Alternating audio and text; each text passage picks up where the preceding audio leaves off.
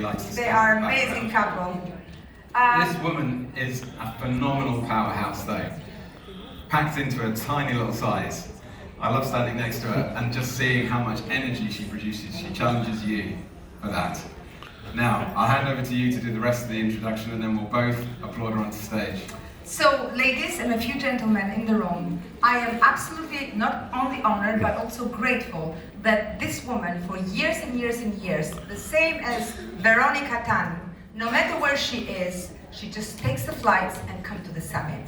So let me introduce you with Mirela Thompson-Frenk. She's a philanthropist, an investor, and a critical woman to contribute for humanity and especially for women empowerment. Mirela Thompson-Frenk, welcome back to the summit.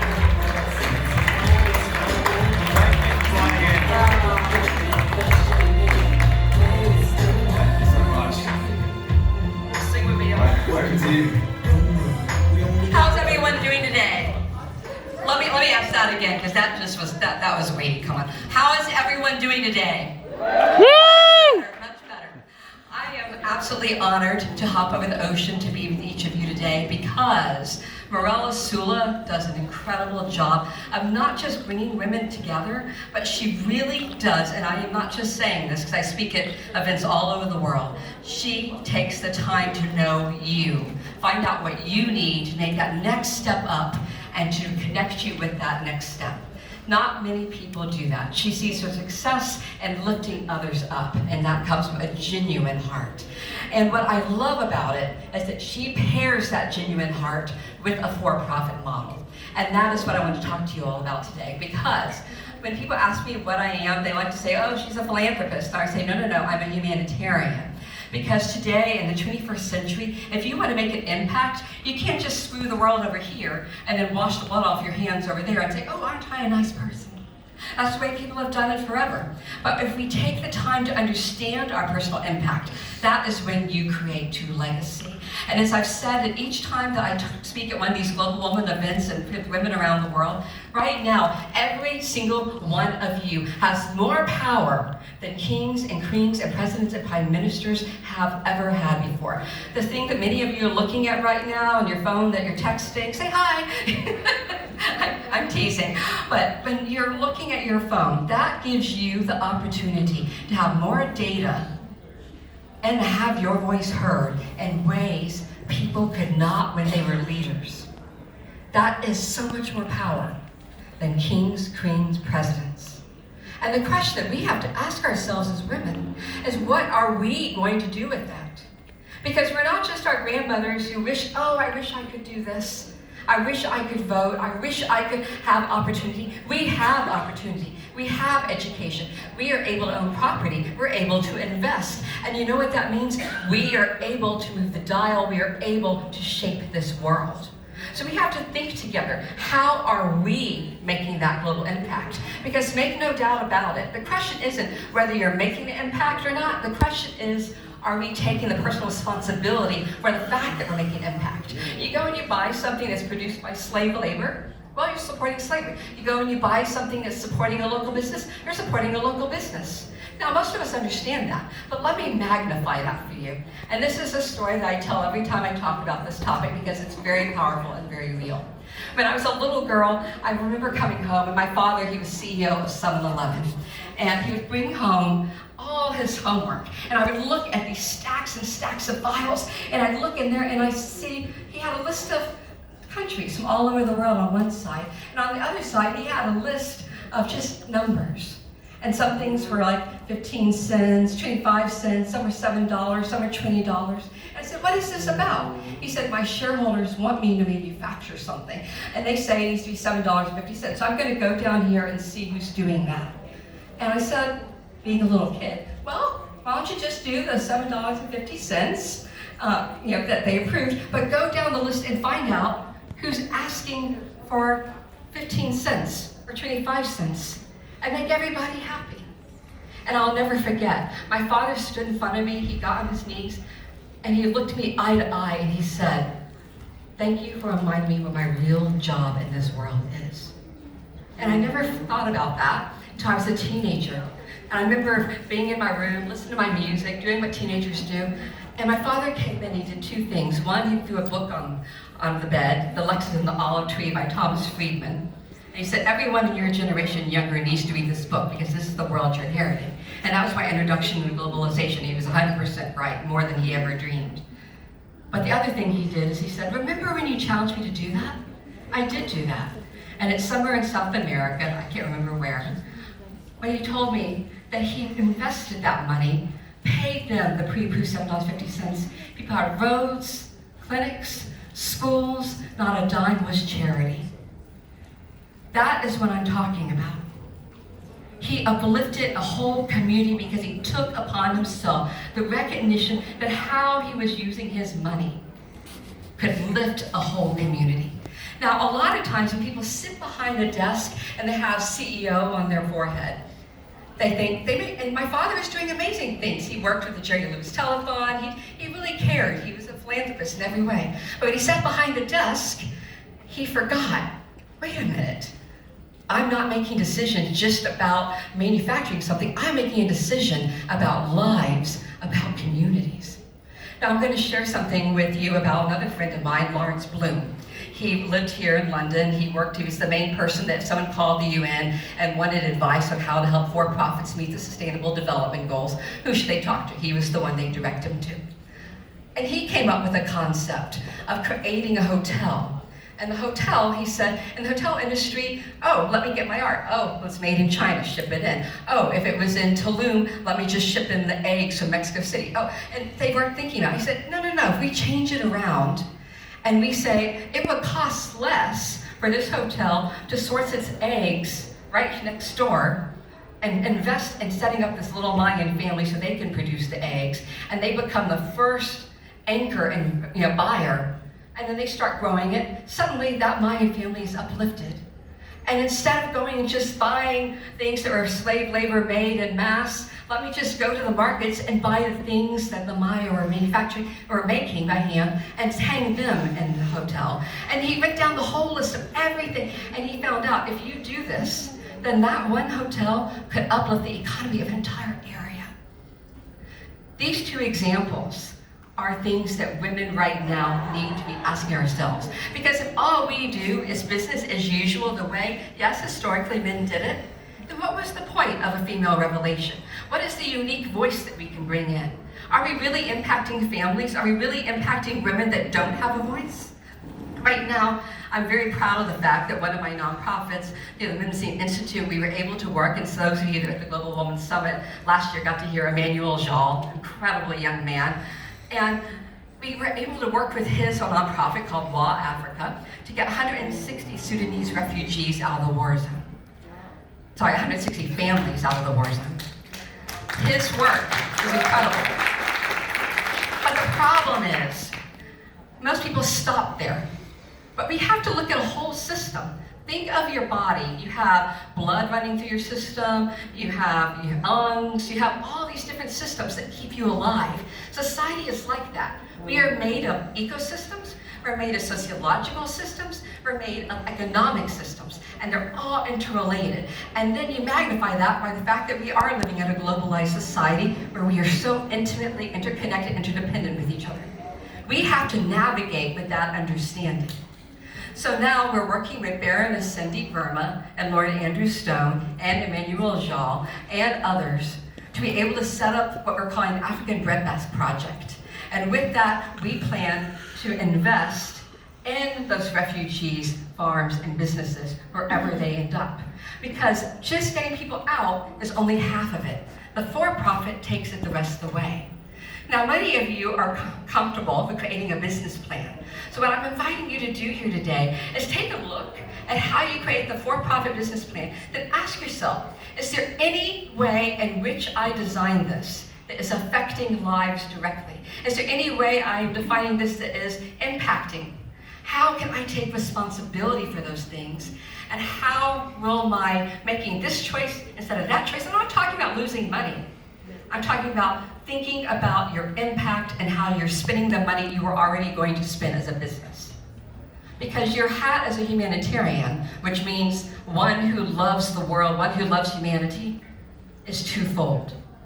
It does not or should not come off just when you're doing business.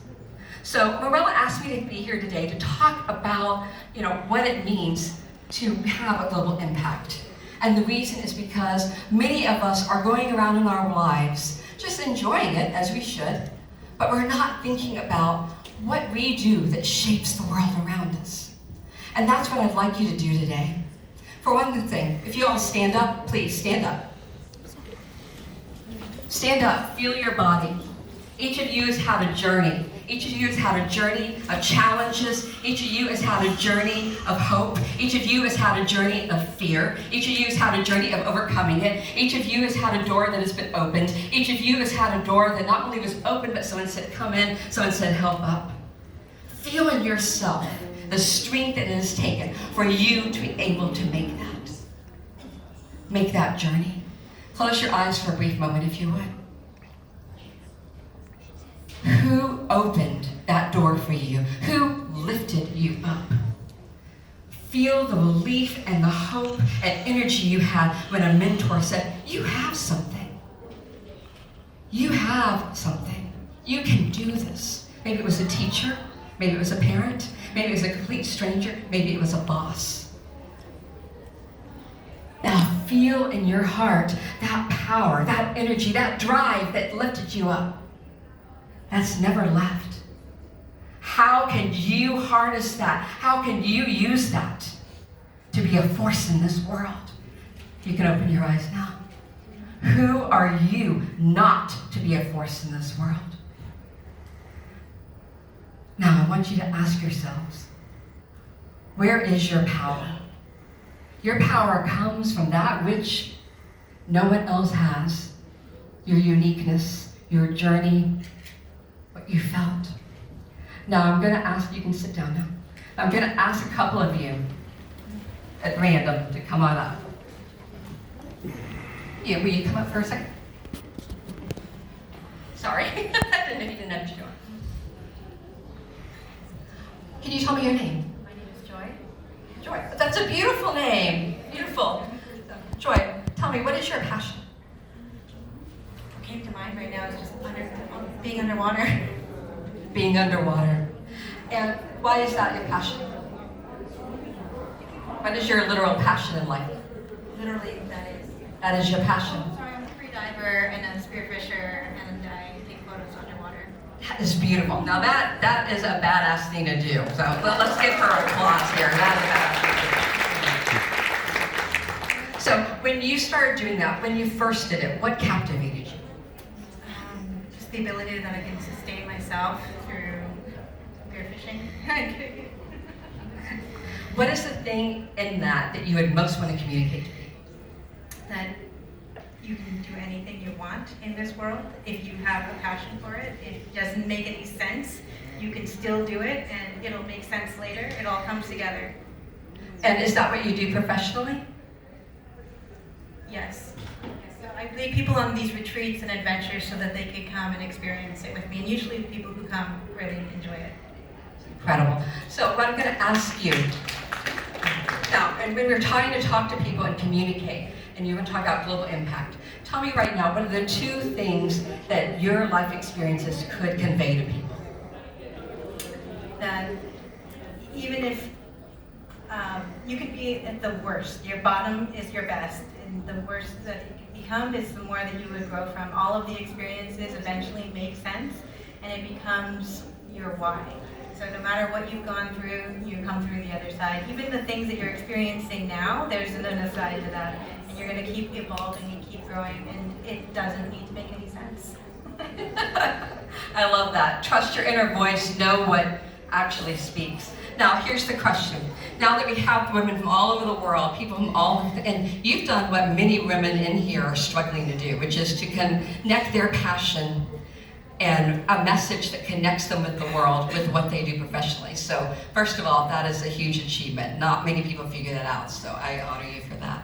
So second, with any person in this room that is trying to tie together what they do to put bread on the table with their passion, with a deeper meaning in life, since you're one of those rare people that really seems to have that figured out, what would you tell that person about the courage it took to do that?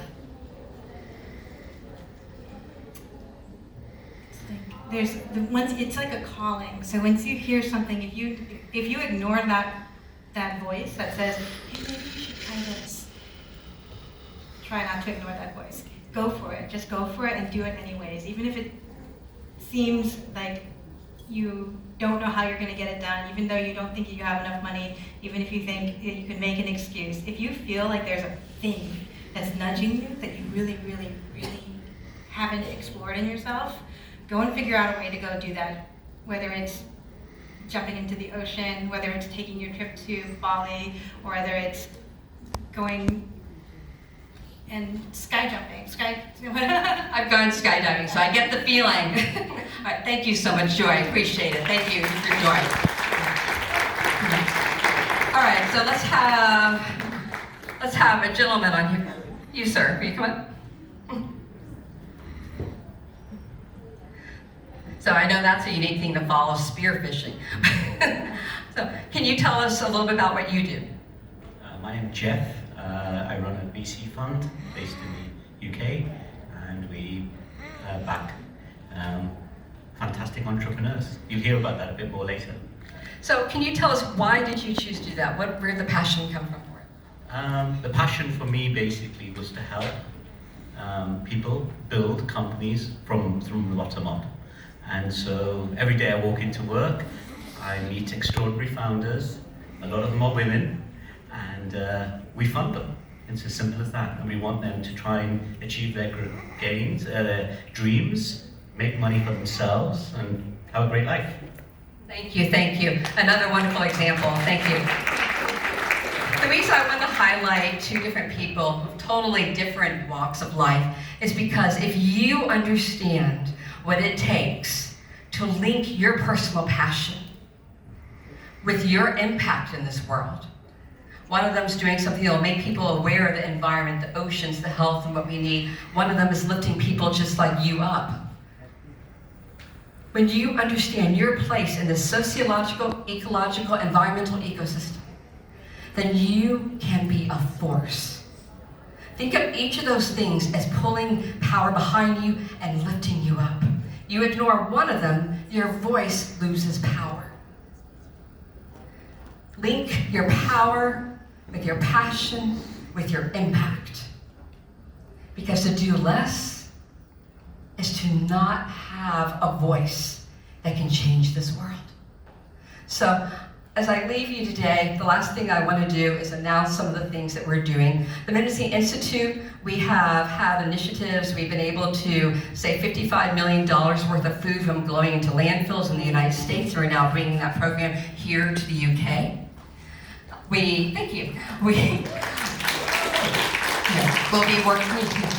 We have international chapters that have been in Israel, Palestine, Mexico, things that are serving the Toltec and Maya people down there. We have just started an international chapter here in the UK. We'll be having an event at the House of Lords. And as I mentioned before, we'll be working with, and we are working with Lord Andrew Stone and Baroness Verma on a number of initiatives. We also have separately within my for-profit, UTF Holdings, is focused on things to support sustainable development goals. And this year, and this is where I'm announcing it, you guys are the first to hear it publicly, we are creating a women's fund, and we'll be doing that with Robertson Wealth.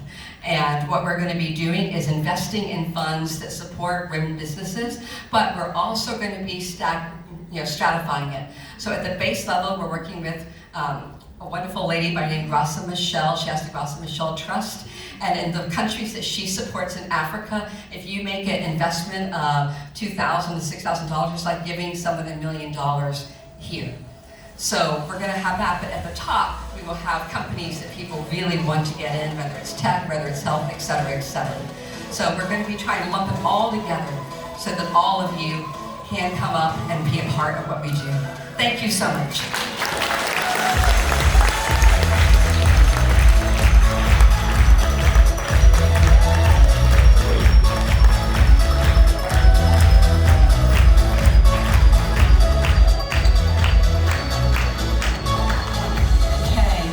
Let's give another big hand to Marianne Frank as she comes off the stage.